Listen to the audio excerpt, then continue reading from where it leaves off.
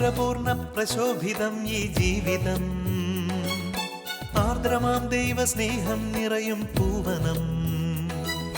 മാധുരപൂർണ്ണ പ്രശോഭിതം ഈ ജീവിതം, ആർദ്രമാം ദൈവസ്നേഹം നിറയും പൂവനം.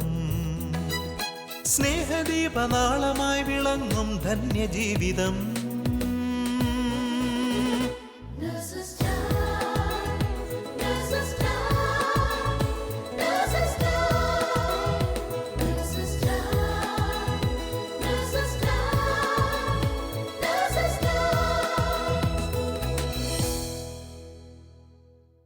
ഈശോ മിശിഹായ്ക്ക് സ്തുതിയായിരിക്കട്ടെ. അഡ്വെന്റ് സീസണിലെ 4ാമത്തെ ആഴ്ച.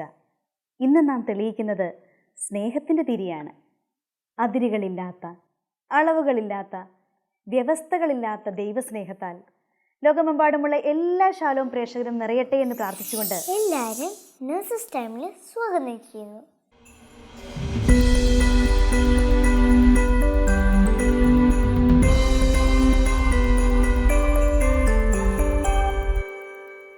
മോളുടെ പേരെന്താ? എനിക്ക് പേരില്ല ആൻറ്റി. ഞാൻ ജനിക്കാത്തൊരു കുഞ്ഞാ. എനിക്ക് ആൻറ്റീനെ പോലെ ഒരു നേഴ്സ് ആകാൻ ആയിരുന്നു ഇഷ്ടം. പക്ഷേ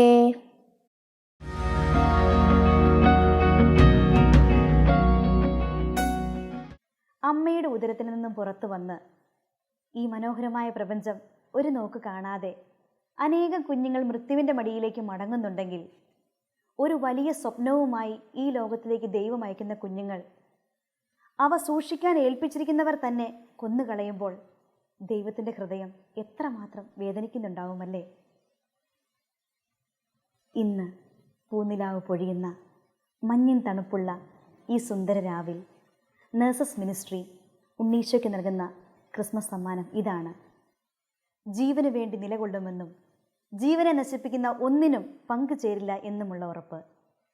നഴ്സസ് മിനിസ്ട്രിയുടെ ഉണ്ണീശോയ്ക്കുള്ള ക്രിസ്മസ് സമ്മാനം.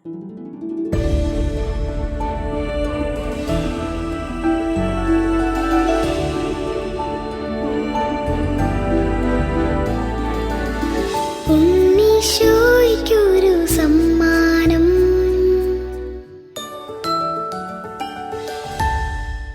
ഈ കാലഘട്ടത്തിൽ ഭൂരിഭാഗം പേരും അബോർഷൻ നിർബന്ധിതരാകുന്നത് വൈദ്യശാസ്ത്രപരമായ കാരണങ്ങൾ കൊണ്ടാണ്, പ്രധാനമായും ഗർഭസ്ഥ ശിശുക്കളിലെ അംഗവൈകല്യങ്ങൾ. എന്നാൽ ഇത്തരമൊരു പ്രതിസന്ധി ഘട്ടത്തിൽ വ്യത്യസ്തമായൊരു തീരുമാനമെടുത്ത ഒരു കുടുംബത്തെ ഞാൻ പരിചയപ്പെട്ടു.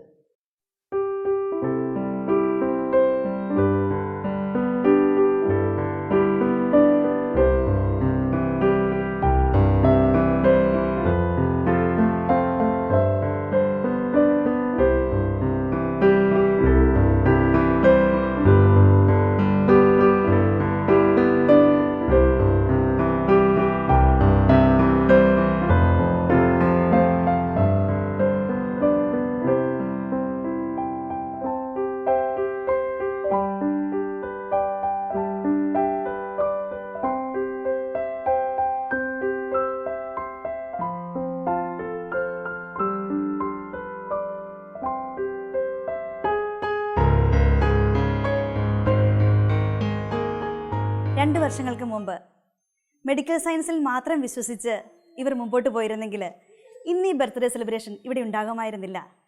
മെഡിക്കൽ സയൻസിനും അപ്പുറം ഒരു ദൈവമുണ്ടെന്നും അത്ഭുതങ്ങൾ പ്രവർത്തിക്കാൻ ആ ദൈവത്തിന് മാത്രം സാധിക്കുമെന്നും വിശ്വസിച്ചുകൊണ്ടാണ് ഇന്ന് നമുക്ക് ജോഹാനെ കിട്ടിയത്.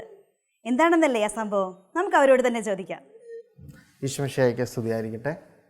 എൻ്റെ പേര് ബിനു. ഇത് എൻ്റെ ജീവിത പങ്കാളി ജൂഡി. ഞങ്ങൾക്ക് 2 മക്കൾ. മൂത്ത മകൾ ജാനിസ് 6 വയസ്സ് കഴിഞ്ഞു. രണ്ടാമത്തത് മകൻ ജൊഹാൻ 1 വയസ്സ് കഴിഞ്ഞു. ഞങ്ങൾ അബുദാബിയിൽ താമസിക്കുന്നു. ജാനിസിന് 5 വയസ്സായപ്പോൾ ആണ് ഞാൻ രണ്ടാമത് പ്രഗ്നൻ്റ് ആകുന്നത്. ആദ്യത്തെ 2 മാസം വളരെ നോർമലായി പോയെങ്കിലും 3-ാം മാസം എനിക്ക് പനി വരികയും റാഷസ് ഉണ്ടാകുകയും ബ്ലഡ് ടെസ്റ്റിൻ്റെ റിപ്പോർട്ടുകൾ അനുസരിച്ച് അത് റുബെല്ല വൈറസ് ഇൻഫെക്ഷൻ ആണെന്ന് ഡോക്ടർ ഉറപ്പിക്കുകയും ചെയ്തു. പ്രഗ്നൻസി സമയത്ത് ഞങ്ങളൊട്ടും കേൾക്കാൻ ആഗ്രഹിക്കാത്ത ഒരു കാര്യമായിരുന്നു ഡോക്ടർ ഞങ്ങളോട് പറഞ്ഞത്. റൂബെല്ല വൈറസ് ഇൻഫെക്ഷൻ എന്നത് പ്രഗ്നൻസിയിൽ വളരെ പ്രത്യാഘാതമുണ്ടാക്കുന്ന ഒന്നാണെന്ന് അന്ന് ഞാൻ മനസ്സിലാക്കി. റൂബെല്ല വൈറസ് അമ്മയിൽ നിന്നും ഉദരത്തിലുള്ള കുഞ്ഞിലേക്ക് ട്രാൻസ്ഫർ ചെയ്യപ്പെടുമെന്ന് ഡോക്ടർ ഉറപ്പിച്ചു പറഞ്ഞു. ഞങ്ങളുടെ അറിവിനായിട്ട് ഡോക്ടർ പ്രിൻ്റ് എടുത്ത് വെച്ചിരിക്കുന്ന എല്ലാ ഡോക്യുമെൻറ്റുകളും സൂചിപ്പിക്കുന്നത് ഞങ്ങൾക്ക് ജനിക്കാൻ പോകുന്ന കുഞ്ഞിന് 99% ഏതെങ്കിലും രീതിയിലുള്ള ജന്മനാ ഉണ്ടാകുന്ന വൈകല്യങ്ങൾ ഉണ്ടാകാൻ സാധ്യത ഉണ്ടെന്നായിരുന്നു. പ്രത്യേകിച്ച് കാഴ്ച, കേൾവി, ബ്രെയിൻ, പിന്നെ ഹൃദയ സംബന്ധമായ തകരാറുകൾ. എത്രയും വേഗം നാട്ടിൽ പോയി അബോർഷൻ ചെയ്യുക എന്നുള്ളതായിരുന്നു ഡോക്ടർ ഞങ്ങൾക്ക് നൽകിയ ഉപദേശം. അതിനു വേണ്ടുന്ന അനുബന്ധ ഡോക്യുമെൻറ്റ്സ് എല്ലാം തന്നെ ഡോക്ടർ റെഡിയാക്കി വെച്ചിട്ടുണ്ടായിരുന്നു.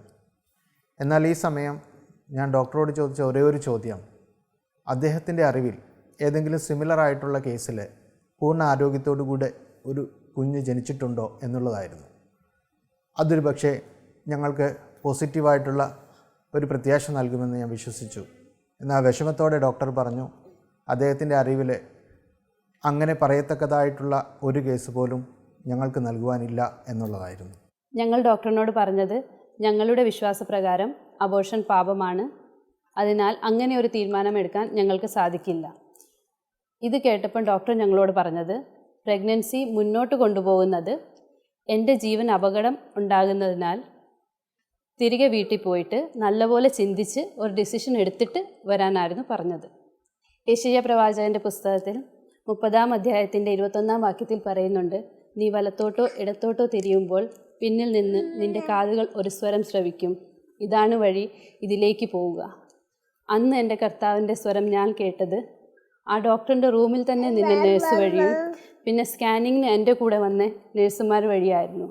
വളരെ ചുരുക്കം വാക്കുകളിൽ അവരെന്നോട് പറഞ്ഞു, ഒന്നും കൊണ്ടും പേടിക്കണ്ട, നമുക്ക് പ്രാർത്ഥിക്കാം, ഈശോ എല്ലാം ശരിയാക്കും. തിരിച്ചു പോകുന്ന വഴി ബിനു എന്നോട് അതേ ചോദ്യം ആവർത്തിച്ചു. ഒരു നേഴ്സ് എന്നുള്ള എൻ്റെ എക്സ്പീരിയൻസിൽ റുബെല്ല കേസിൽ എന്തെങ്കിലും ഒരു പോസിറ്റീവ് ഔട്ട്കം ഉണ്ടായ അനുഭവം എനിക്കുണ്ടോ എന്നായിരുന്നു. ഈ ചോദ്യത്തിന് ഒരു ഉത്തരവും ഇല്ലായിരുന്ന ഞങ്ങളുടെ ഈ അവസ്ഥയും പിന്നെ ബിനുവിൻ്റെ ഈ ചോദ്യവും നഴ്സസ് മിനിസ്ട്രിയിലെ ഒരു ചേച്ചിയോട് ഷെയർ ചെയ്തു. ചേച്ചി ഞങ്ങളോട് പറഞ്ഞു, ഈ കുഞ്ഞിനെ നശിപ്പിക്കാനായി ഈ ലോകത്തിലുള്ള പലരുടെയും ഉപദേശം നിങ്ങൾക്ക് ലഭിച്ചിട്ടുണ്ടാവും. എന്നാൽ നിങ്ങൾ ഈ സമയം ശ്രദ്ധിക്കേണ്ടത് നിങ്ങളുടെ മനസ്സിലെ ആഗ്രഹവും വിഷമവും അറിയുന്ന നിങ്ങളുടെ കർത്താവിൻ്റെ സ്വരമാണ്. നേഴ്സസ് ടൈംസിൻ്റെ ലേറ്റസ്റ്റ് എപ്പിസോഡ് കാണുമ്പോൾ നിങ്ങളുടെ ചോദ്യത്തിനുള്ള ഉത്തരം കർത്താവ് തരും. സങ്കീർത്തനങ്ങൾ 139 4-ാം വാക്യത്തിൽ ഇപ്രകാരം പറയുന്നു, ഒരു വാക്ക് എൻ്റെ നാവിലെത്തുന്നതിന് മുമ്പ് തന്നെ കർത്താവെ അത് അങ്ങ് അറിയുന്നു. നേഴ്സസ് ടൈംസിൻ്റെ 48-ാം എപ്പിസോഡിൽ പ്രഗ്നൻസി സമയത്ത് റൂബെല്ല ഇൻഫെക്ഷൻ കുഞ്ഞിലേക്ക് പകരാനുള്ള സാധ്യതയുണ്ടായിരുന്നിട്ടും ഡോക്ടറുടെ ഉപദേശം മറികടന്നുകൊണ്ട് മുന്നോട്ട് പോവുകയും വളരെ ആരോഗ്യമുള്ള ഒരു കുഞ്ഞിനെ ലഭിക്കുകയും ചെയ്ത ഒരമ്മയുടെ സാക്ഷ്യമായിരുന്നു. ആ സാക്ഷ്യം കേട്ട നിമിഷം ബിനു എന്നോട് പറഞ്ഞത്, ഇനി ഈ കുഞ്ഞിനെ ഓർത്ത് നമ്മൾ കരയുകയില്ല, സന്തോഷത്തോടെ ദൈവം തരുന്നത് പോലെ ഈ കുഞ്ഞിനെ സ്വീകരിക്കുവാനായിട്ട് നമ്മൾ പ്രാർത്ഥിച്ചൊരുങ്ങുന്നു. ഈ തീരുമാനത്തിൽ ഉറച്ചു നിൽക്കുവാനായിട്ട് ഞങ്ങളുടെ കുടുംബാംഗങ്ങളുടെയും ഞങ്ങൾ അറിയാവുന്ന എല്ലാ വൈദികരുടെയും സന്യസ്തരുടെയും ധ്യാനകേന്ദ്രങ്ങളുടെയും അതുപോലെ തന്നെ നഴ്സസ് മിനിസ്ട്രിയുടെ ഇൻ്റർസെഷൻ ടീമിൻ്റെയും മധ്യസ്ഥം തേടി. അന്ന് മുതൽ ഡെലിവറി വരെ 6 മാസം ഞങ്ങൾ അവർ ലേഡി ഓഫ് എക്സ്പെക്റ്റേഷൻ എന്നറിയപ്പെടുന്ന സെൻറ്റ് തോമസ് മൗണ്ട് ചെന്നൈയിലെ മാതാവിനോട് ചേർന്ന് എത്രയെന്തോളം മാതാവും വിശ്വാസ പ്രമാണവും പിന്നെ മാതാവിൻ്റെ സ്തോത്രഗീതവും പാടിക്കൊണ്ടേയിരുന്നു. അത്ഭുതം എന്ന് പറയട്ടെ, അടുത്ത 6 മാസം ഞാൻ വളരെയേറെ രോഗങ്ങളിലൂടെ കടന്നുപോയെങ്കിലും സ്റ്റീറോയിഡ്സ് വരെ എടുത്തെങ്കിലും എൻ്റെ ഈ കുഞ്ഞിൻ്റെ എല്ലാ സ്കാൻ റിപ്പോർട്ടുകളും വളരെ നോർമലായിരുന്നു. ഞാൻ വിശ്വസിക്കുന്നു, സങ്കീർത്തനം 109-ന്റെ 31-ാം വാക്യത്തിൽ പറയുന്ന പോലെ മരണശിക്ഷയ്ക്ക് വിധിക്കപ്പെട്ട എൻ്റെ കുഞ്ഞിൻ്റെ വലതുവശത്ത് കർത്താവെ അങ്ങ് നിൽക്കുന്നുണ്ടായിരുന്നു. ദൈവകൃപയാൽ സെപ്റ്റംബർ 2016 നല്ല ആരോഗ്യമുള്ള ഒരു കുഞ്ഞിനെ സുഖപ്രസവത്തിലൂടെ ഞങ്ങളുടെ ജോഹാൻ മോനെ ഞങ്ങൾക്ക് തന്ന് ദൈവം അനുഗ്രഹിച്ചു. ജോഹാൻ്റെ ബർത്ത് വെയ്റ്റ് വളരെ നോർമലായിരുന്നെങ്കിലും റൂബെല്ല ഇൻഫെക്റ്റഡ് കേസായതിനാൽ ഡോക്ടർ ആവശ്യമായ എല്ലാ ടെസ്റ്റുകളും ചെയ്യാമെന്ന് ഞങ്ങളോട് പറഞ്ഞു. പ്രത്യേകിച്ച് കാഴ്ച, കേൾവി, ഹൃദയ സംബന്ധമായ പല ടെസ്റ്റുകളും. എല്ലാ ടെസ്റ്റുകളുടെയും റിപ്പോർട്ടുകൾ വന്നതിന് ശേഷം ഡോക്ടർ ഞങ്ങളോട് പറഞ്ഞു, മെഡിക്കൽ സയൻസ് പ്രകാരം പ്രഗ്നൻസി സമയത്ത് റൂബെല്ല ഇൻഫെക്ഷൻ അമ്മയിൽ നിന്നും ഉദരത്തിലുള്ള കുഞ്ഞിലേക്ക് പകരും. എന്നാൽ ജോഹാനിലേക്ക് റൂബെല്ല ഇൻഫെക്ഷൻ വന്നിട്ടേ ഇല്ല. എല്ലാ റിപ്പോർട്ടുകളും വിശിഷ്യ ബ്ലഡ് റിപ്പോർട്ട് ഇത് സ്ഥിരീകരിക്കുന്നു. Praise the Lord. ഫ്രാൻസിസ് പാപ്പ സ്നേഹത്തിൻ്റെ സന്തോഷം എന്നുള്ള അപ്പസ്തോലിക പ്രബോധനത്തിൽ പറയുന്നുണ്ടല്ലോ, ഒരു കുഞ്ഞ് അമ്മയുടെ ഉദരത്തിൽ ഉരുവാകുന്ന നിമിഷമാണ് ആ കുഞ്ഞിന് വേണ്ടി സർവശക്തന് അനാദി മുതലുള്ള സ്വപ്നം സാക്ഷാത്കരിക്കപ്പെടുന്നത്.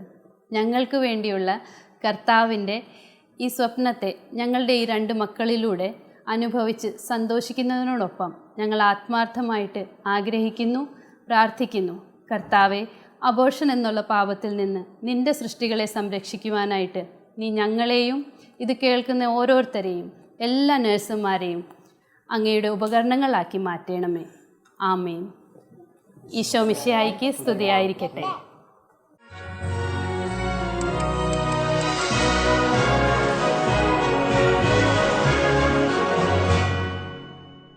ജൂഡിയുടെ ഈ സാക്ഷ്യം കഴിഞ്ഞ ദിവസം ഒരു ഡോക്ടർ കേട്ടപ്പോൾ പറയുകയായിരുന്നു, ഇത് എൻ്റെയും കണ്ണു തുറപ്പിച്ചുവെന്ന്. കാരണം ഡോക്ടറിൻ്റെ അടുത്ത് ഇനി റുബല്ല ബാധിച്ച അമ്മമാർ വന്നു കഴിയുമ്പോൾ ഉറപ്പായിട്ട് ഡോക്ടറിന് കാണിച്ചു കൊടുക്കാൻ ഒരു സാക്ഷ്യമുണ്ടല്ലോ മുമ്പിൽ. നേഴ്സസ് ടൈമിൻ്റെ 48ാമത്തെ എപ്പിസോഡ് പ്രിപ്പയർ ചെയ്യുമ്പോൾ നാം അറിയാത്ത ദൈവത്തിൻ്റെ ഒരു പദ്ധതിയായിരുന്നു ബിനുവിൻ്റെയും ജൂഡിയുടെയും ജീവിതത്തിൽ പൂർത്തിയായത്. നമുക്ക് ഈശോയ്ക്ക് നന്ദി പറയാം. ഈ 48ാമത്തെ എപ്പിസോഡിലെ സാക്ഷ്യം കേൾക്കാൻ നിങ്ങൾക്കും ആഗ്രഹമില്ലേ? ഇതാ കേട്ടുകൊള്ളൂ. Praise the Lord. എൻ്റെ പേര് റൂബി. ഞാൻ ദുബായിൽ നേഴ്സായിട്ട് ജോലി ചെയ്യുന്നു. എൻ്റെ ഭർത്താവിൻ്റെ പേര് സിബി. ഞങ്ങൾക്ക് 4 മക്കളാണ്. ഇതെൻ്റെ 2ാമത്തെ മോള് ഷൈൻ. ഇവളുടെ ജനനവുമായിട്ട് ബന്ധപ്പെട്ട ഒരു സാക്ഷ്യമാണ് ഞാൻ നിങ്ങളുമായിട്ട് പങ്കുവയ്ക്കുന്നത്. ഷൈൻ ശരിക്കും ഞങ്ങളുടെ 3ാമത്തെ മകളാണ്. 2ാമത്തെ ഗർഭത്തിൽ 8 മാസമായപ്പോൾ എൻ്റെ ഉദരത്തിൽ ബ്ലീഡിംഗ് ഉണ്ടാകുകയും ആ കുഞ്ഞ് ഉദരത്തിൽ വെച്ച് തന്നെ നഷ്ടപ്പെടുകയും ചെയ്തതിനോടനുബന്ധിച്ച് ഞാൻ ഹോസ്പിറ്റലിൽ അഡ്മിറ്റ് ആവുകയും ആ സമയത്ത് റുബല്ല വാക്സിൻ എടുക്കേണ്ടി വരികയും ചെയ്തു. അതിനുശേഷം നമുക്കെല്ലാവർക്കും അറിയാവുന്നതുപോലെ 5 മാസത്തോളം മിനിമം നമ്മൾ പ്രഗ്നൻ്റ് ആകാൻ പാടില്ല എന്ന് ഡോക്ടേഴ്സ് ഉപദേശിക്കാറുണ്ട്. എന്നാൽ 3ാമത്തെ മാസം തന്നെ ഞാൻ പ്രഗ്നൻ്റ് ആവുകയും അതിനോടനുബന്ധിച്ച് ചെക്കപ്പിന് പോയപ്പോൾ എല്ലാ ഡോക്ടേഴ്സും പറഞ്ഞു ഈ കുഞ്ഞിന് ഒരു 70% അംഗവൈകല്യങ്ങൾ ഉണ്ടാകാൻ സാധ്യതയുണ്ട്, അതിനാൽ ആ കുഞ്ഞിനെ അബോർട്ട് ചെയ്ത് കളയുന്നതാണ് നല്ലതെന്ന് പറഞ്ഞു. അങ്ങനെ ഞങ്ങളൊരു തീരുമാനമെടുക്കാൻ വളരെയേറെ ബുദ്ധിമുട്ടുകയും ഞങ്ങൾ മാറി മാറി വേറെ ഡോക്ടേഴ്സിൻ്റെ അടുത്ത് പോയി ഉപദേശം തേടുകയും ചെയ്തപ്പോഴെല്ലാം ആ ഡോക്ടേഴ്സ് എല്ലാം പറഞ്ഞത് ആദ്യത്തെ 3 മാസത്തിനുള്ളിൽ പ്രഗ്നൻ്റ് ആയതുകൊണ്ട് ആ കുഞ്ഞിന് വളരെയേറെ അംഗവൈകല്യങ്ങളും അബ്നോർമാലിറ്റീസും ഉണ്ടാകാൻ ചാൻസ് ഉണ്ട്, അതുകൊണ്ട് ആ കുഞ്ഞിനെ അബോർട്ട് ചെയ്ത് കളയുന്നതാണ് നല്ലതെന്ന് പറഞ്ഞു. വീണ്ടും ഞങ്ങൾ എൻ്റെ കൂടെ ജോലി ചെയ്യുന്നവരോടും ഫ്രണ്ട്സിനോടും ഒക്കെ അഭിപ്രായങ്ങൾ ചോദിച്ചപ്പോൾ അവരെല്ലാം പറഞ്ഞത് മെഡിക്കൽ ലൈനിൽ എന്താണ് അഡ്വൈസ് ചെയ്യുന്നത് അതനുസരിച്ച് പോവുക, അതാണ് നല്ലതെന്ന് പറഞ്ഞു. അങ്ങനെ ഞങ്ങളൊരു തീരുമാനമെടുക്കാൻ വളരെയേറെ ബുദ്ധിമുട്ടിയിരിക്കുന്ന സമയത്ത് ഞാൻ നാട്ടിലേക്ക് വിളിച്ച് എൻ്റെ അമ്മച്ചിയോട് ഈ കാര്യം പറയുകയും അമ്മച്ചിയുടെ ഉപദേശം എന്താണെന്ന് ചോദിക്കുകയും ചെയ്തു. അപ്പോൾ അമ്മച്ചി പറഞ്ഞു, ഏറ്റവും വലിയ വൈദ്യൻ മുകളിലിരിക്കുന്ന ദൈവമാണ്, അതിനാൽ ഈ കുഞ്ഞിനെ അബോർട്ട് ചെയ്യുന്ന കാര്യം നിങ്ങൾ ചിന്തിക്കുകയേ വേണ്ട, പ്രാർത്ഥനയോടുകൂടി മുന്നോട്ട് പോകാനാണ് അമ്മച്ചി പറഞ്ഞത്. ഞങ്ങളങ്ങനെ ഓരോ പ്രാവശ്യവും ചെക്കപ്പിന് ചെല്ലുമ്പോൾ ഡോക്ടേഴ്സ് എല്ലാം ഞങ്ങൾ നിർബന്ധിച്ചുകൊണ്ടിരുന്നു. പെട്ടെന്നൊരു തീരുമാനമെടുക്കാനും ഒത്തിരി പ്രഗ്നൻസി മുന്നോട്ട് പോകുന്നതിന് മുന്നേ അബോർട്ട് ചെയ്യാനായിട്ട് ഒരു ഡേറ്റ് പറയാനും വേണ്ടിയിട്ട് ഞങ്ങളെ നിർബന്ധിച്ചുകൊണ്ടിരുന്നു. ഞങ്ങൾ ഒത്തിരിയേറെ സങ്കടത്തിലാവുകയും ഒരു തീരുമാനമെടുക്കാനായിട്ട് ഇനി ആരെ സമീപിക്കുമെന്ന് ഓർത്ത് ഇരുന്നപ്പോഴാണ് എൻ്റെ ഒരു കൂട്ടുകാരി കോഴിക്കോട് മെഡിക്കൽ കോളേജിൽ ജോലി ചെയ്യുന്നുണ്ടായിരുന്നു. അവളെ വിളിച്ച് അവിടെയുള്ള ഡോക്ടേഴ്സിൻ്റെയും കൂടി അഭിപ്രായം അറിയാൻ വേണ്ടിയിട്ട് ഞങ്ങൾ അവളോടൊന്ന് ചോദിക്കാൻ പറഞ്ഞു. അതനുസരിച്ച് അവൾ ചോദിക്കുകയും എന്നെ തിരിച്ചു വിളിച്ച് പറഞ്ഞു, അവിടെയുള്ള ഡോക്ടേഴ്സും അബോർട്ട് ചെയ്യാൻ തന്നെയാണ് പറയുന്നത്, കാരണം ഒത്തിരിയേറെ അംഗവൈകല്യങ്ങൾ ഈ കുഞ്ഞിനുണ്ടാവാം, അതിനാൽ ആ കുഞ്ഞിനെ അബോർട്ട് ചെയ്ത് കളയുന്നതാണ് നല്ലതെന്ന് തന്നെയാണ് പറയുന്നത്. എന്നാൽ അവൾ എന്നോട് പറഞ്ഞു, എന്തെല്ലാം അംഗവൈകല്യങ്ങളുണ്ടെങ്കിലും ആ കുഞ്ഞിനെ നീ അബോർട്ട് ചെയ്യുന്നില്ല, അതിനെ ഞാൻ വളർത്തിക്കോളാം എന്ന് അവൾ എന്നോട് പ്രോമിസ് ചെയ്തു. അതെന്നെ ഒത്തിരിയേറെ ചിന്തിപ്പിച്ചു. ഞാൻ എൻ്റെ ഭർത്താവിനോടത് പറയുകയും ഞങ്ങൾ അന്ന് രാത്രി തന്നെ ഒരു തീരുമാനമെടുത്തു, എന്തു വന്നാലും ഈ കുഞ്ഞിനെ അബോർട്ട് ചെയ്യുന്നില്ല, ഞങ്ങൾ ആ പ്രഗ്നൻസിയുമായി മുന്നോട്ട് തന്നെ പോകുമെന്നൊരു തീരുമാനമെടുത്തു. ഒരു ദിവസം പോലും മുടങ്ങാതെ ഞങ്ങൾ മാതാവിനോടും വിശുദ്ധ ജെറാർഡിനോടും മധ്യസ്ഥം വഹിച്ച് പ്രാർത്ഥിച്ചു. ഞങ്ങൾ ഒന്നിച്ചിരുന്ന് ഒരുപാട് നേരം പ്രാർത്ഥിക്കുമായിരുന്നു. അതനുസരിച്ച് ആ പ്രഗ്നൻസി വിശ്വാസത്തോടു കൂടി ഞങ്ങൾ മുന്നോട്ട് കൊണ്ടുപോകാനായിട്ട് ഞങ്ങൾക്ക് സാധിച്ചു. ദൈവമുള്ള കൃപ തന്നു. ഞാനന്ന് ജോലി ചെയ്തുകൊണ്ടിരുന്നത് അംഗവൈകല്യങ്ങളുള്ള കുട്ടികളുടെ വാർഡിലായിരുന്നു. അവരെല്ലാം കാണുമ്പോൾ ഞാൻ ഒത്തിരിയേറെ സങ്കടപ്പെട്ട് എൻ്റെ മാതാവിനോട് എൻ്റെ ഉദരത്തിലുള്ള കുഞ്ഞിനെ സമർപ്പിച്ച് ഞാൻ പ്രാർത്ഥിക്കുമായിരുന്നു. ഓരോ പ്രവൃത്തി ചെയ്യുമ്പോഴും നടക്കുമ്പോഴും എടുക്കുമ്പോഴും എല്ലാം ഞാൻ പ്രാർത്ഥിച്ചുകൊണ്ടിരുന്നു. പിന്നീട് കുഞ്ഞിന് പൂർണ്ണ വളർച്ചയെത്തിയപ്പോൾ ഡോക്ടേഴ്സ് ഡെലിവറിക്കുള്ള ഡേറ്റ് തീരുമാനിക്കുകയും അതിൻ്റെ തലേ ദിവസം രാത്രി മുഴുവനും ഞാനും എൻ്റെ ഭർത്താവും കരഞ്ഞ് പ്രാർത്ഥിക്കുകയും ചെയ്തു. പിറ്റേ ദിവസം ഞാൻ ഹോസ്പിറ്റലിൽ അഡ്മിറ്റായി. ഞാൻ സുഖപ്രസവത്തിലൂടെ എൻ്റെ ദൈവം ഞങ്ങൾക്ക് പൂർണ്ണ ആരോഗ്യമുള്ള ഒരു കുഞ്ഞിനെ നൽകി അനുഗ്രഹിച്ചു. ആ കുഞ്ഞാണ് ഈശായൻ. അന്ന് എൻ്റെ അപ്പയും അമ്മയും ആ തീരുമാനം എടുത്തില്ലായിരുന്നെങ്കിൽ ഞാനിന്ന് ഈ ലോകത്തുണ്ടാവില്ലായിരുന്നു. അതിന് ഞാൻ ഈശോയ്ക്ക് ഒത്തിരി ഒത്തിരി നന്ദി പറയുന്നു. ഇന്ന് ഈ ലോകത്തുള്ള എല്ലാ അച്ഛനും അമ്മമാരും അവരുടെ കുഞ്ഞുങ്ങളെ അബോർട്ട് ചെയ്യാണ്ടിരിക്കാൻ വേണ്ടി നമുക്ക് പ്രാർത്ഥിക്കാം. ഞാൻ ഇതിനു മുമ്പ് ഈ സാക്ഷ്യം ഷാലോമിൽ പങ്കുവച്ചിട്ടുണ്ട്. അത് കേട്ടതിന് ശേഷം എൻ്റെ ബ്രദറും നാത്തൂനും അവർ ഡോക്ടേഴ്സാണ്. അവരുടെ അടുത്ത് ഒരാൾ കുഞ്ഞിനെ അബോർട്ട് ചെയ്യുന്ന കാര്യത്തെക്കുറിച്ച് സംസാരിക്കുകയുണ്ടായി.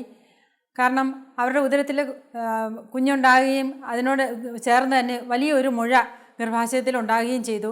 കുഞ്ഞിനെ കഴിഞ്ഞും വലുതായിട്ട് മുഴ വളരുകയും ആ കുഞ്ഞിന് വളർച്ചയില്ലാതെ വരികയും ചെയ്തു. അപ്പോൾ ഡോക്ടേഴ്സ് എല്ലാം പറഞ്ഞു, ഇത് അബോർട്ട് ചെയ്ത് കളയുകയേ നിവൃത്തിയുള്ളൂ, മുന്നോട്ട് കൊണ്ടുപോകാനായിട്ട് വളരെ ബുദ്ധിമുട്ടായിരിക്കുമെന്ന് പറയുകയും, എന്നാൽ അവർ കംപ്ലീറ്റ് ബെഡ് റെസ്റ്റോട് കൂടിയിട്ട് ആ പ്രഗ്നൻസി ആദ്യം അവർ അബോർട്ട് ചെയ്യാൻ തീരുമാനിച്ചു. എങ്കിലും എൻ്റെ ബ്രദറും നാത്തൂനും ഈ ഒരു സാക്ഷ്യം ഞങ്ങളുടെ ഈ അനുഭവം അവരുമായിട്ട് പങ്കുവയ്ക്കുകയും ചെയ്തു. അതിനുശേഷം അവർക്ക് വലിയ വിശ്വാസം ഉണ്ടാകുകയും അവർ ആ പ്രഗ്നൻസി കണ്ടിന്യൂ ചെയ്യുകയും ചെയ്തു. ക്രമേണ കുഞ്ഞ് വളരുകയും മുഴ താനെ ചെറുതാകുകയും ചെയ്തു. പൂർണ്ണ ആരോഗ്യമുള്ളൊരു കുഞ്ഞിനെ അവർക്ക് ദൈവം നൽകി അനുഗ്രഹിച്ചു. ജീവൻ ദൈവത്തിൻ്റെ ദാനമാണ്. അതിനെ നശിപ്പിക്കാൻ നമുക്കാർക്കും അവകാശമില്ല. നേഴ്സുമാരായ നമുക്ക് നിരന്തരമായിട്ട് അതിനുവേണ്ടി പ്രാർത്ഥിക്കുകയും പ്രവർത്തിക്കുകയും ചെയ്യാം. ഈശോ മിശിഹായ്ക്ക് സ്തുതിയായിരിക്കട്ടെ.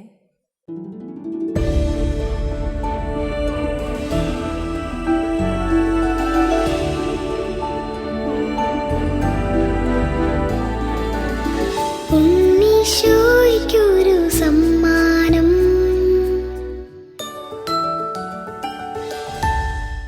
ഇപ്പോൾ നാം കേട്ട രണ്ട് സാക്ഷ്യത്തിലും കുഞ്ഞിൻ്റെ ജീവിതത്തിലുണ്ടാകുന്ന അംഗവൈകല്യങ്ങളെ ഉദ്ദേശിച്ചുകൊണ്ടാണ് ഡോക്ടർമാർ മാതാപിതാക്കളോട് പറഞ്ഞത് അബോർഷൻ ചെയ്യുവാനായിട്ട്.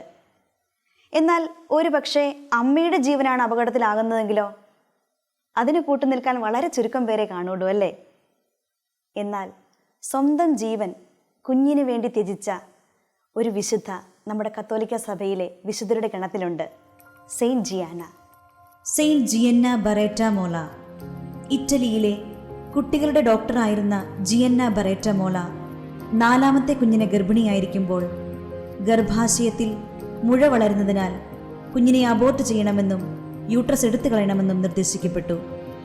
എന്നാൽ കുഞ്ഞിൻ്റെ ജീവന് വേണ്ടി മരിക്കുവാൻ ഡോക്ടർ ജിയന്ന തയ്യാറാവുകയായിരുന്നു. ഭർത്താവും മകളും സാക്ഷി നിൽക്കെ ആ അമ്മ പിൽക്കാലത്ത് വിശുദ്ധയായി പ്രഖ്യാപിക്കപ്പെട്ടു.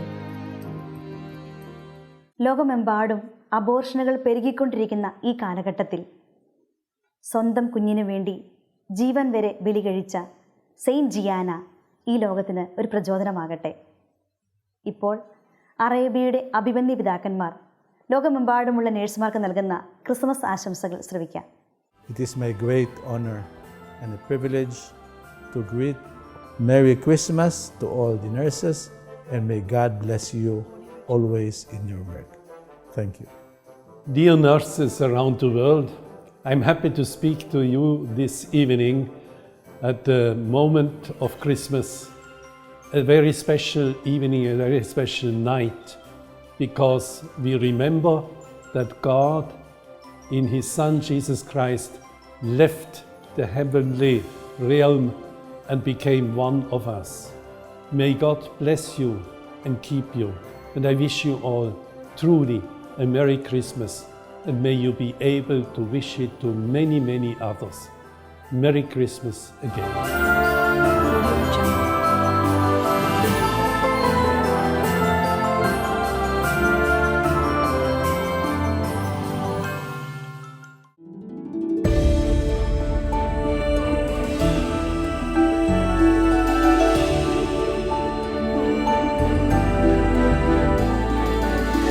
ഉണ്ണീശോയ്ക്കൊരു സമ്മാനം.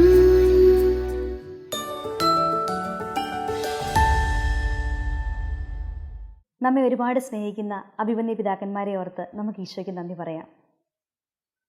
സങ്കീർത്തനം 127 3 മുതൽ 5 വരെ ഇപ്രകാരം പറയുന്നു: കർത്താവിൻ്റെ ദാനമാണ് മക്കൾ, ഉദരഫലം ഒരു സമ്മാനവും. യൗവനത്തിൽ ജനിക്കുന്ന മക്കൾ യുദ്ധവീരൻ്റെ കയ്യിലെ അസ്ത്രങ്ങൾ പോലെയാണ്. അവ കൊണ്ട് ആവനാഴി നിറയ്ക്കുന്നവൻ ഭാഗ്യവാൻ. നഗര കവാടത്തിൽ വെച്ച് ശത്രുക്കളെ നേരിടേണ്ടി വരുമ്പോൾ അവന് ലജ്ജിതനാവേണ്ടി വരികയില്ല. കർത്താവിൻ്റെ ദാനമായ മക്കളുടെ സാന്നിധ്യത്താൽ സന്തോഷമനുഭവിക്കുന്ന ഒരു കുടുംബത്തെ നമുക്ക് പരിചയപ്പെടാം. Praise the Lord. എൻ്റെ പേര് ജോസി, ഇതെൻ്റെ ഭാര്യ ഷേർലി. ഞങ്ങൾ ദുബായിൽ വന്നിട്ട് 20 വർഷം തികയുന്നു. നാട്ടിൽ ഞങ്ങളുടെ സ്വദേശം കോട്ടയം. ഞങ്ങൾക്ക് വിവാഹം കഴിഞ്ഞപ്പോൾ 4 മക്കൾ വേണമെന്നായിരുന്നു ഞങ്ങളുടെ ആഗ്രഹം. തമ്പുരാൻ ഞങ്ങൾക്ക് 6 മക്കളെ തന്നിരിക്കുന്നു. ഞങ്ങളത് ദൈവത്തിന് നന്ദി പറയുന്നു. പൊതുവേ നമ്മൾ ഫാമിലി പ്ലാൻ ചെയ്യുമ്പോൾ നമ്മുടെ ഫൈനാൻഷ്യൽ സ്രോതസ്സ്, നമ്മുടെ ബാങ്ക് ബാലൻസൊക്കെ നമ്മൾ ശ്രദ്ധിക്കാറുണ്ട്. ഞങ്ങളുടെ കാര്യത്തിൽ തീർച്ചയായിട്ടും ദൈവത്തിൻ്റെ അനുഗ്രഹം ഓരോ ഉണ്ടായപ്പോഴും മേൽക്ക് മേൽ അനുഗ്രഹങ്ങളായി തമ്പുരാൻ തന്നുകൊണ്ടിരുന്നു. ജോലിയിൽ പ്രൊമോഷനായിട്ടും മറ്റ് ബെനിഫിറ്റ്സുകളൊക്കെ ആയിട്ടും തമ്പുരാൻ ഞങ്ങളെ പരിപാലിച്ചു. 5 മക്കളുണ്ടായ സമയത്ത് ഷേർലി ജോലി രാജിവെച്ചു. ആ സമയത്ത് അവൾ ഗവൺമെൻറ് ജോലി എംപ്ലോയി ആയിരുന്നു. എന്നേക്കാൾ കൂടുതൽ ശമ്പളമുണ്ടായിരുന്നു. അപ്പോൾ ഞങ്ങൾക്കത് ഒരു ഡിസിഷൻ എടുക്കാൻ ബുദ്ധിമുട്ടായിരുന്നു, ജോലി രാജിവെക്കണോ വേണ്ടിയോ എന്നൊക്കെ. അപ്പോൾ ഞങ്ങൾ പ്രാർത്ഥിച്ച് തീരുമാനമെടുത്ത് ജോലി രാജിവെച്ചു. പക്ഷേ അതിനുശേഷം ഒരിക്കൽ പോലും ഞങ്ങൾക്ക് പുറകോട്ട് നോക്കേണ്ടവർ വന്നിട്ടില്ല. ഞങ്ങൾക്ക് അത് ഒരു വിഷമമായിട്ട് മാറിയിട്ടില്ല. കാരണം ശമ്പള വർധനവിലൂടെയും പ്രൊമോഷനിലൂടെയും തമ്പുരാൻ ഞങ്ങളെ ഓരോ സ്റ്റേജിലും ഞങ്ങളെ സപ്പോർട്ട് ചെയ്തുകൊണ്ടിരിക്കുന്നു. പ്രത്യേകിച്ച് ബോബി അച്ഛൻ പറഞ്ഞ ഒരു കാര്യം ഓർമ്മയിൽ വരുന്നു: ഒരു കുഞ്ഞിൻ്റെ അസുഖത്തിന് കാലിയാക്കാൻ പറ്റാത്ത ബാങ്ക് ബാലൻസ് ആർക്കാണുള്ളത്? നമ്മൾ എത്രയെത്ര പ്ലാൻ ചെയ്താലും തീരുമാനം ദൈവത്തിൻ്റെ കയ്യിലാണ്. ഞാനിപ്പോഴും ഓർക്കുന്നുണ്ട്, എൻ്റെ കൂട്ടുകാരികളെല്ലാവരും ഇന്ന് ഓരോരുത്തരും ഓരോ ഡിപ്പാർട്ട്മെൻറ്റ് ഹെഡ് ഓഫ് ദി ഡിപ്പാർട്ട്മെൻറ്റോ അല്ലെങ്കിൽ ഓരോ സ്കൂളിൻ്റെ പ്രിൻസിപ്പളായിട്ട് ജോലി ചെയ്യുമ്പോൾ എൻ്റെ മമ്മി പറയുമായിരുന്നു, നീ ഇപ്പോൾ അവിടെ ആയിരുന്നെങ്കിൽ നിനക്ക് ഈ ഒരു പൊസിഷനിൽ കയറാമായിരുന്നു എന്ന്. പക്ഷേ ഇന്ന് ഞാൻ ഏറ്റവും കൂടുതൽ സംതൃപ്തി, ഒരു സന്തോഷം കണ്ടെത്തുന്നത് ഞാൻ 6 മക്കളുടെ അമ്മയായിട്ടുള്ള ഒരു പൊസിഷനിലാണ്. ഞാൻ കാണുന്നത് ദൈവം എനിക്ക് തന്ന 6 മക്കൾ എന്ന് പറയുമ്പം അവരെ ഈശോയ്ക്ക് വേണ്ടി ഫോം ചെയ്തെടുക്കുക, ഇവരുടെ ആത്മാക്കളെ ദൈവത്തിന് വേണ്ടി കൊടുക്കുക, ഇവർ പിന്നെ അനേകായിരം ആത്മാക്കളെ നേടുന്ന മക്കളാക്കി മാറ്റുക. ഇന്ന് ഞാൻ പ്രാർത്ഥിക്കുന്നത്, ദൈവമേ ഈ മക്കളെ നിൻ്റെ വേലക്കാരാക്കി മാറ്റണമേന്ന്. അപ്പോൾ ഇവർ ചെന്ന് എത്ര പേരെ വേണേലും ദൈവത്തിന് വേണ്ടി നേടാൻ സാധിക്കും. ഞങ്ങളെപ്പോഴും അഭിമാനിക്കുന്നൊരു കാര്യം പരിശുദ്ധാത്മാവിൻ്റെ ക്രമീകരണമാണ്. ഞങ്ങളുടെ വീട്ടിലെ കുട്ടികളുടെ ഓരോ ദിവസത്തെയും സ്കെഡ്യൂൾ, പ്രോഗ്രാം ഞങ്ങൾ ഇങ്ങനെയാണ്. രാവിലെ ഞങ്ങൾ 4 മണിക്ക് എഴുന്നേൽക്കും. ഞങ്ങൾ 2 പേരും ഒന്നിച്ചൊരു കൊന്ത ചെല്ലും. അതിനുശേഷം റെഡിയായ ശേഷം മക്കളെ ഞങ്ങൾ വിളിച്ചെഴുന്നേൽപ്പിക്കും. പിന്നെ ഞങ്ങൾ എല്ലാവരും, കുഞ്ഞുങ്ങൾ 5 പേരും ഞങ്ങൾ 2 പേരും എല്ലാ ദിവസവും പരിശുദ്ധ കുർബാനയിൽ പങ്കെടുക്കും. അതിനുശേഷമാണ് ഞങ്ങളിവരെ സ്കൂളിലേക്ക് കൊണ്ടുപോകുന്നത്. നേരത്തെ ജോസി പറഞ്ഞതുപോലെ ഞങ്ങൾ സകുടുംബം 5 പിള്ളേരും രാവിലെ 5 മണിക്ക് എഴുന്നേറ്റ് എല്ലാവർക്കും വിശുദ്ധ ബലിയിൽ പങ്കുകൊള്ളാൻ സാധിക്കുന്നത് ഈ പിള്ളേരെല്ലാം കുറേ ഇൻഡിപെൻഡൻ്റ് ആയതുകൊണ്ടാണ്. എനിക്ക് അടുക്കളയിലെ കാര്യങ്ങൾ നോക്കിയാൽ മതി, ഇവർ ബാക്കി എല്ലാവരും അവരുടേതായ എല്ലാ കാര്യങ്ങളും തലേദിവസം എടുത്ത് വെച്ചിട്ട് രാവിലെ ഒരുമിച്ച് ഞങ്ങൾ പള്ളിയിൽ പോകും. ഇന്നത്തെ കാലത്ത് പല ദമ്പതികളും സ്വന്തം സ്വാർത്ഥ താല്പര്യങ്ങൾക്കും അല്ലെങ്കിൽ സാമ്പത്തിക കാരണങ്ങളാലും അബോർഷൻ ചെയ്യുമ്പോൾ ദൈവത്തിൻ്റെ സ്വപ്നമാണ് നമ്മൾ തകർക്കുന്നത്. ഒരിക്കൽ ഞാൻ കേട്ട കഥയാണ്. ആരോ ദൈവത്തോട് ചോദിച്ചു, ദൈവമേ, ക്യാൻസറിന് മാത്രം എന്തുകൊണ്ട് ഒരു മരുന്നില്ല? എത്രയോ ക്യാൻസർ രോഗികൾ മരിച്ചു പോകുന്നു. അപ്പോൾ ദൈവം മറുപടി പറഞ്ഞു, ക്യാൻസറിനുള്ള മരുന്ന് കണ്ടുപിടിക്കാൻ കഴിവുള്ള ഒരു കുഞ്ഞിനെ ഞാൻ ഭൂമിയിലേക്ക് അയച്ചു, പക്ഷേ ആ കുഞ്ഞ് ജനിക്കുവാൻ നിങ്ങൾ അനുവദിച്ചില്ല. ഞങ്ങൾക്ക് 4ാമത്തെ കുഞ്ഞും 5ാമത്തെ കുഞ്ഞുങ്ങളൊക്കെ ആയപ്പം പലരും ഞങ്ങളെ കളിയാക്കിയിട്ടുണ്ട്. പക്ഷെ അന്ന് ഞാൻ ഉറച്ചു വിശ്വസിച്ച ഒരു കാര്യം ഉണ്ടായിരുന്നു, എൻ്റെ തലയിൽ ഒരു മുടി പോലും കർത്താവ് അറിയാതെ കൊഴിയില്ലെങ്കിൽ എൻ്റെ ജീവിതത്തിൽ അല്ലെങ്കിൽ ഞങ്ങളുടെ ജീവിതത്തിൽ ഓരോ കുഞ്ഞും ദൈവത്തിൻ്റെ പ്ലാനിൻ്റെയും പദ്ധതിയുടെയും ഭാഗമാണെന്ന് ഞങ്ങൾ അറിയുന്നു. വചനത്തിൽ പറഞ്ഞിട്ടുണ്ടല്ലോ, ഉദരത്തിൽ ഉരുവാകുന്നതിന് മുമ്പേ അവരെ വിശുദ്ധീകരിച്ച് പേര് ചൊല്ലി വിളിച്ചെന്ന്. അപ്പോൾ ഈ ലോകത്തിൽ ജനിക്കേണ്ട ഓരോ കുഞ്ഞും ദൈവത്തിൻ്റെ പ്ലാനും പദ്ധതി അനുസരിച്ചാണ്. നഴ്സുമാരായ നമുക്ക് ഇതിനകത്ത് വലിയൊരു റോളുണ്ട്. നമുക്ക് ഓരോ മാതാപിതാക്കളോടും, പ്രത്യേകിച്ച് പ്രഗ്നൻ്റ് ആയിട്ട് അല്ലെങ്കിൽ പ്രഗ്നൻസി ടെസ്റ്റ് പോസിറ്റീവായിട്ട് നമ്മൾ അവരെ കണ്ടുമുട്ടുമ്പോൾ പലർക്കും പെട്ടെന്നൊരു ഷോക്കാണ്. അല്ലെങ്കിൽ ഇതിപ്പം വേണ്ടായിരുന്നു എന്നുള്ള ചിന്തയിൽ അബോർഷനിലേക്ക് പോകുന്ന ഒത്തിരി മാതാപിതാക്കളെ നമ്മൾ കണ്ടുമുട്ടാറുണ്ട്. അവിടെയൊക്കെ ജീവൻ്റെ വില അവർക്ക് പറഞ്ഞു കൊടുക്കാനും ദൈവത്തിൽ പൂർണ്ണമായിട്ട് ആശ്രയിച്ചുകൊണ്ട് മുന്നോട്ട് പോവുകയാണെങ്കിൽ നമുക്ക് ഈ കുഞ്ഞ് നമ്മുടെ ജീവിതത്തിലെ ഏറ്റവും വലിയൊരു അനുഗ്രഹമായിട്ട് മാറുമെന്ന് നമുക്ക് അവർക്ക് പറഞ്ഞു കൊടുക്കാനും സാധിക്കും. അങ്ങനെ ആ ബുദ്ധിമുട്ടുള്ള സ്റ്റേജിൽ നിന്ന് അവരെ പ്രത്യാശയിലേക്ക് നമുക്ക് നയിക്കാൻ പറ്റും. അത് നമുക്ക് ദൈവം തന്നിരിക്കുന്ന വലിയൊരു ഉത്തരവാദിത്വമാണെന്ന് ഞാൻ വിശ്വസിക്കുന്നു. ഇവരാണ് ഞങ്ങളുടെ മക്കൾ. മൂത്ത മകൻ അലക്സ് നാട്ടിൽ പഠിക്കുന്നു. രണ്ടാമത്തെ ആൾ ജോന, മൂന്നാമത്തെ ആൾ പോൾ, നാലാമത്തെ ആൾ ജോൺ, 5 തെരേസ, ഇത് ജെയിംസ്. ഈ മക്കൾ വളർന്നു വലുതാകുമ്പോൾ ലോകത്തിൽ എവിടെയായിരുന്നാലും ലോകത്തിൻ്റെ പ്രകാശമായി യേശുവിൻ്റെ സാക്ഷികളായി തീരുമെന്ന് ഞങ്ങൾ വിശ്വസിക്കുന്നു. ഞങ്ങൾ അതിനുവേണ്ടി പ്രാർത്ഥിക്കുന്നു. Praise the Lord. ഉണ്ണീശോയ്ക്കൊരു സമ്മാനം.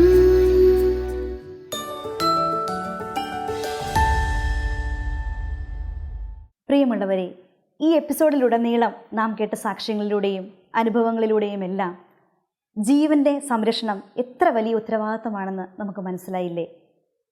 ഇനിയുള്ള നമ്മുടെ ജീവിതത്തിൽ ജീവനെ നശിപ്പിക്കുന്ന ഒന്നിനും കൂട്ടുനിൽക്കില്ല എന്ന് നാം തീരുമാനിക്കുന്നതോടൊപ്പം തന്നെ മറ്റ് 2 ഉത്തരവാദിത്തങ്ങൾ കൂടി നമുക്കുണ്ട്. ആരെങ്കിലും ജീവനെ നശിപ്പിക്കാൻ കൂട്ടുനിൽക്കുന്നുണ്ടെങ്കിൽ, ജീവനെ നശിപ്പിക്കാനായി തീരുമാനിക്കുന്നുണ്ടെങ്കിൽ അവരെ അതിൽ നിന്ന് പിന്തിരിപ്പിക്കുക. അതോടൊപ്പം ജീവിതത്തിൽ എന്നെങ്കിലും അബോർഷൻ ചെയ്യുകയോ അതിന് കൂട്ടുനിൽക്കുകയോ പ്രേരിപ്പിക്കുകയോ ചെയ്തവരെ കർത്താവിൻ്റെ കരുണയിലേക്ക് തിരിച്ചു കൊണ്ടുവരിക. ഇപ്പോഴും പാപവും ഭാരവും പേറി കുറ്റബോധത്താൽ അവർ തളർന്നു കിടക്കുകയാണെങ്കിൽ കരുണയുള്ള കർത്താവിനെ നമുക്കവർക്ക് പരിചയപ്പെടുത്തി കൊടുക്കാം. 2016 ഇയർ ഓഫ് മേഴ്സിയിൽ ഫ്രാൻസിസ് മാർപ്പാപ്പ അബോർഷനിൽ നിന്നുള്ള പാപമോചനത്തിന് എല്ലാ വൈദികർക്കും അധികാരം കൊടുത്തിരുന്നു. 2016 നവംബർ 20 ആ കാലഘട്ടം അവസാനിച്ചുവെങ്കിലും പിറ്റേ ദിവസം തന്നെ മാർപ്പാപ്പ വീണ്ടും ആ അധികാരം വൈദികർക്ക് കൊടുത്തു. ആത്മാർത്ഥമായ ഹൃദയത്തോടെ പശ്ചാത്താപത്തോടെ കുമ്പസാരിച്ച് തിരിച്ചു വരുന്ന ഏതൊരു പാപിയെയും ഇരുകരങ്ങളും നീട്ടി കർത്താവ് സ്വീകരിക്കും. കർത്താവിൻ്റെ കാരുണ്യത്തിലേക്ക് അവരെ നാം അടുപ്പിക്കുക തന്നെ ചെയ്യണം. വിശുദ്ധ ജോൺ പോൾ രണ്ടാമൻ മാർപ്പാപ്പ പറഞ്ഞിരിക്കുന്നത് പോലെ ജീവൻ്റെ സുവിശേഷമായി മാറുവാൻ വിളിക്കപ്പെട്ടിരിക്കുന്നവരാണ് നാം ഓരോരുത്തരും.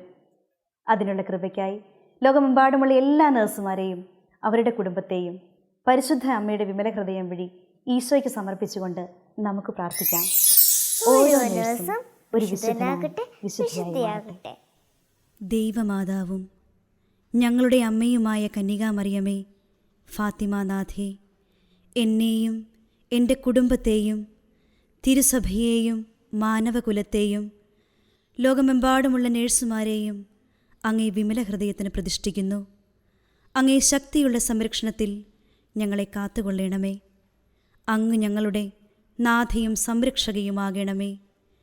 ആത്മീയവും ശാരീരികവുമായ സകല അപകടങ്ങളിലും ക്ലേശങ്ങളിലും നിന്ന് ഞങ്ങളെ രക്ഷിച്ചുകൊള്ളണമേ. എല്ലാറ്റിലും ദൈവേഷ്ടം കണ്ടെത്തി നിറവേറ്റുവാനും യേശുവിൻ്റെ തിരുഹൃദയത്തിന് പ്രീതികരമായ വിധത്തിൽ ജീവിച്ച് സ്വർഗഭാഗ്യത്തിലെത്തിച്ചേരുവാനും കാരുണ്യനാഥേ, ഞങ്ങളുടെ സ്നേഹമുള്ള അമ്മേ, ഞങ്ങളെ സഹായിക്കണമേ. ആമേൻ.